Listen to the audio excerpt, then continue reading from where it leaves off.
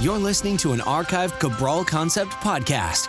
After listening to this show, check out the most up-to-date podcasts available at stephencabral.com/podcasts or search directly on iTunes. And now, welcome to the Cabral Concept, where board-certified naturopath and integrative health practitioner Dr. Stephen Cabral shares how he was diagnosed at the age of 17 with a life-altering illness and given no hope for recovery. It was only after studying and traveling all over the world did he discover how to combine ancient Ayurvedic healing practices with state-of-the-art naturopathic and functional medicine to fully rebalance the body and re-energize it with life. It's time to discover how to get well, lose weight, and finally feel alive again. And now, here's your host, Dr. Stephen Cabral. Today on our Weight Loss Wednesday show, we're going to be talking about prebiotics today and why they can be super beneficial for gut health, but at the same time be really detrimental when you're trying to recover from candida, SIBO, or any bacterial-based issue in the gut like Crohn's, colitis, or any of those based issues as well. So what I want to talk about, though, is I want to talk about the best natural prebiotics. Because here's the thing. We see a lot of prebiotic products out there right now, and we see a lot of probiotic products with prebiotics in them. And they show up as like FOS, so fructooligosaccharides. And we see all these different things like inulin. I've talked a lot about inulin, and I'm not a huge fan of it. And that's because I work with so many people with gut-based issues that they're not ready to use inulin, which is this prebiotic fiber that good bacteria will use to then proliferate and grow. But it will also feed yeast, and it will feed bad bacteria as well. So we have to be careful. So what I'm going to do today, this is going to be twofold. So one, if you have bloating, if you have gas, if you have any type of bowel-based issues, now hopefully you tuned into yesterday's show, which was a fun show called What Your Poop Says About You. So definitely check that out. That was a great one where I talked about all sorts of different things with constipation and loose stool and what your actual bowel movements should look like. But if you're functioning great right now, your digestive system's fantastic, and you say, you know what, I just want to feed the good bacteria that I'm getting right now, and I don't want to get those prebiotics through a nutritional supplement, which I totally agree with, and I want to get it through my food, which I totally agree with, then I'm going to give you the list. Now, this list would also then be detrimental for those people who are trying to eliminate the candida and yeast and the bacterial overgrowth for now. Now, eventually, will you be able to eat these foods? Absolutely. But first, you need to eliminate the bad first, add back in the good through good probiotics like the Clean Gut Probiotic and the Daily Probiotic Support, a lot of good ones. And then once you have some good guys on your side, then you can begin to feed those. But remember, if you have more bad than good, that's called gut dysbiosis, okay? Intestinal dysbiosis, if we want to use the true term for it. Then no matter what we use for prebiotic, that's going to feed, for the most part, it's going to feed both bad and good. So let's go over it today. I'm going to give you a few back and forth. So I'm going to give you the most potent prebiotics. There are a lot, but think of this, like the cruciferous vegetables. So Brussels sprouts, think of even others like broccoli, think of cauliflower, think of taking in a lot of asparagus. Those are really good prebiotics. Now again, really good foods, but remember, we have to be careful if our gut isn't balanced. Other ones, artichoke, garlic, leeks, onions, scallions, shallots. So basically all part of this allicin-based family. Now, really great sulfur-based amino acids. So like these things help with detoxification. They're also potent. Like onion is one of the most potent prebiotics out there. So if you're just saying, well, you know, I need to get a prebiotic because I keep hearing all these things about prebiotics. If you have a healthy gut and you eat onions, you're going to be getting one of the absolute best sources out there. Okay, so some other good prebiotics to feed that good bacteria would be nectarines, persimmons, watermelon, and peaches. Those are a few fruits that are higher in fructans. Pomegranate's close, but all of those, again, will feed good gut bacteria as well as bad, and they should be used accordingly. A few other fruits that aren't in the same family as higher in fructans, but still higher in fructose, are apples, Asian pears, cherries, figs, mangoes, pears. Again, I mentioned watermelon. boysenberries. Now, some people have boysenberries because they have boysenberry jam or something like that, so I decided to add those in. And just a couple others. So if you're someone who uses raw honey will be a little higher in fructose. That honey will also feed some of that bacteria in the gut as well. Agave does the same thing. I'm not an advocate of using agave because the agave that we're getting right now is in its processed form and much higher in fructose. Not great for the liver, gets digested a little too quickly for my liking, and so that's not one I'd be using or recommending for sugar right now. A few others. So let's just talk about, well, just a few in this category, and then I'll move on to nuts. So prunes, plums, I think I mentioned pears just a moment ago, blackberries, all excellent. Cherries, again, really excellent for feeding this good bacteria. So these are all foods that I do want you to eat. I want you to consume the broccoli, the cauliflower, the Brussels sprouts, the onions, the garlic, the blackberries, the cherries, all of these things, the apples, especially green apples.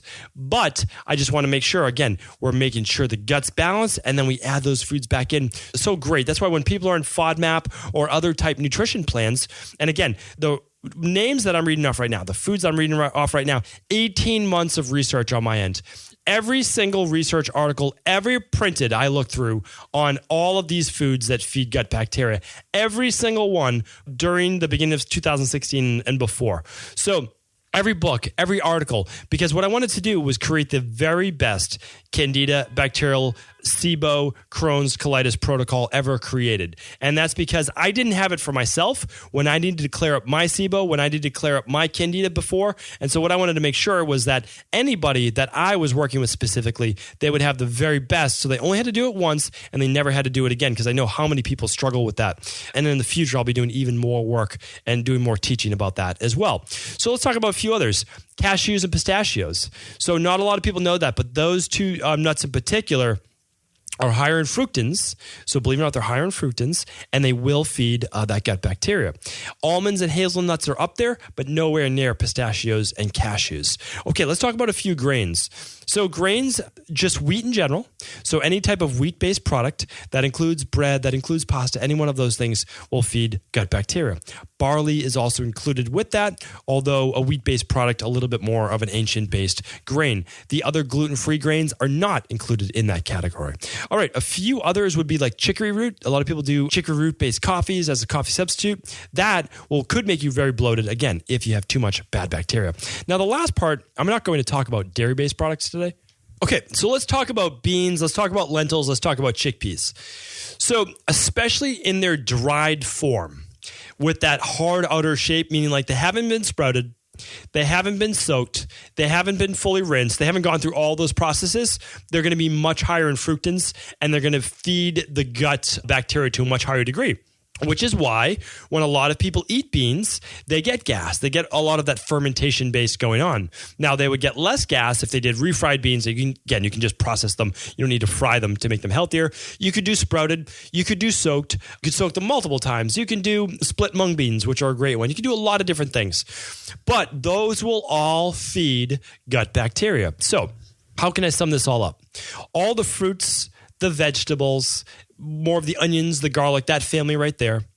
The grain-based products that I spoke about, the lentils, the chickpeas, the nuts, all of those.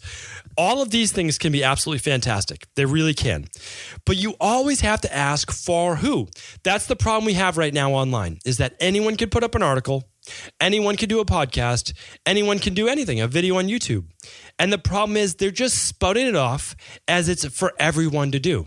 Everyone should include this because it worked for me, so that means you should do it too. It's just not true. Now, again, I don't think anyone's being malicious. I really don't think they are. And I honestly think that they're doing a lot of good because they're getting information out there. The problem is people then say, oh, well, I heard this, well, I heard this, well, I heard this. And I say, yeah, well, that's all true. It's all true, but for who? Right? So what I did was I just gave you a list. Why don't I just do a quick rundown? So wheat-based products, barley-based products, pistachios, cashews, chickpeas, lentils, chicory, the artichokes I spoke about, garlic, onions, leeks, shallots, scallions, nectarines, persimmons, watermelon, peaches, blackberries, apples, pears, cherries, figs, mangoes, And what else is left? Boysenberries, I mentioned. So all of those things, raw honey, which I didn't mention, agave, great products for the most part. Most of those are great. I'm a big believer in pretty much not eating gluten ever, really, for most people, because it's inflammatory. So again, like you could say, well, I'm not allergic to gluten. Totally fine. I get that.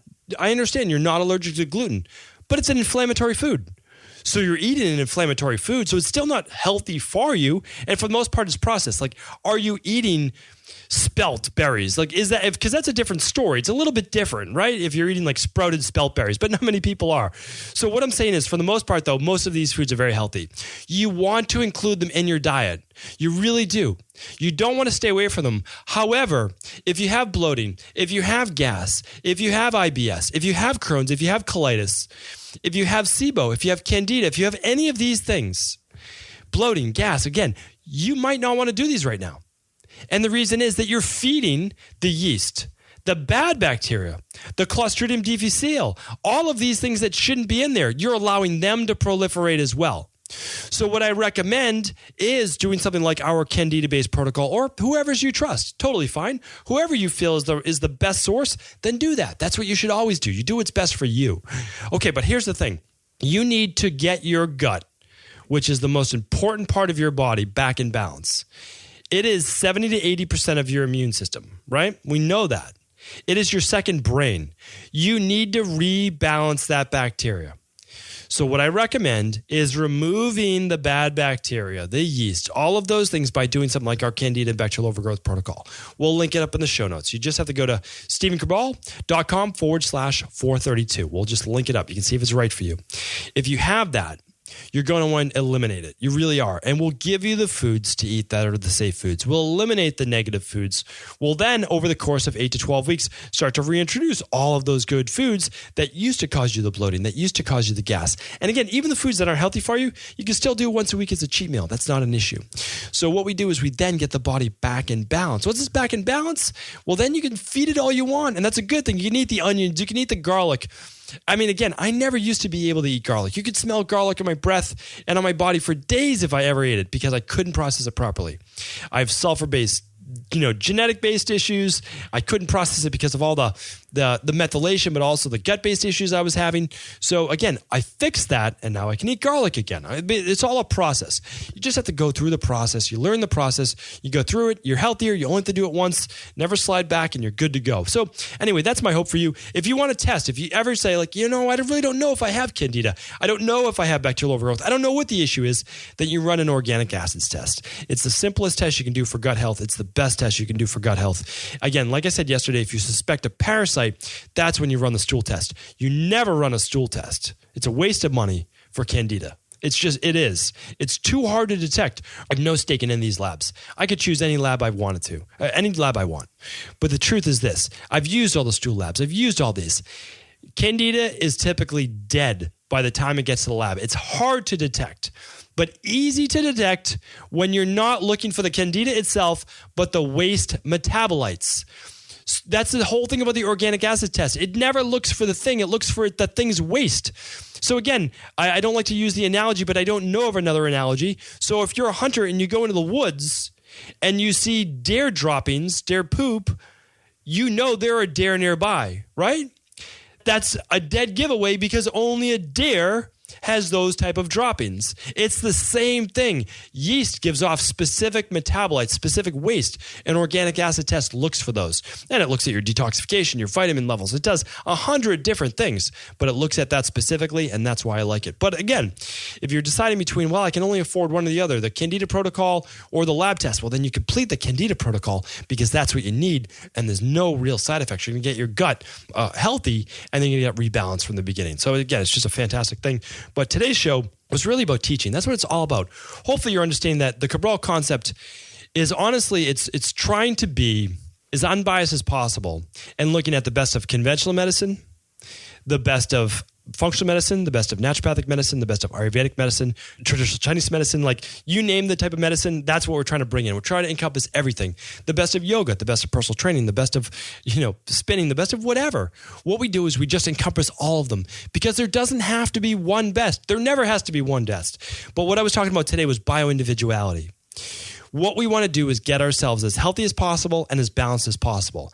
And when you're healthy, when your system is healthy, you can eat all of these foods and there's no repercussions because you're feeding that good bacteria because your gut flora is balanced. So hopefully that makes sense. And again, as I said yesterday, if you believe it could help anyone, please do feel free to pass it along to them. Take care, everyone. Thank you again for tuning in. I really do appreciate it. I want to sincerely thank you for your support of this podcast. I couldn't do it without you, and I mean that. I truly do. I also want to make sure you knew that we now have multiple ways for you to find your answers to the most difficult health, wellness, weight loss, and anti-aging questions. You can find podcast-specific topics like thyroid, adrenal, hormones, sleep, digestion, Ayurveda, and many more at stevencabral.com/podcasts that will then link you to your favorite Apple, Spotify, and other podcast players. Plus, all new podcasts and weekly exclusive video content is being added to our YouTube channel at youtube.com/Stephen Cabral. And that's Stephen with a PH. Head on over and subscribe so that you don't miss any of the exclusive content. Lastly, if you've ever found any of my podcasts or books to be helpful, I would really appreciate it if you could leave a review on iTunes or your favorite media player for the podcast. Rating and subscribing to the YouTube and podcast allow me to reach more and more people and help spread my mission of healing throughout the world. Thank you again for being a part of this movement.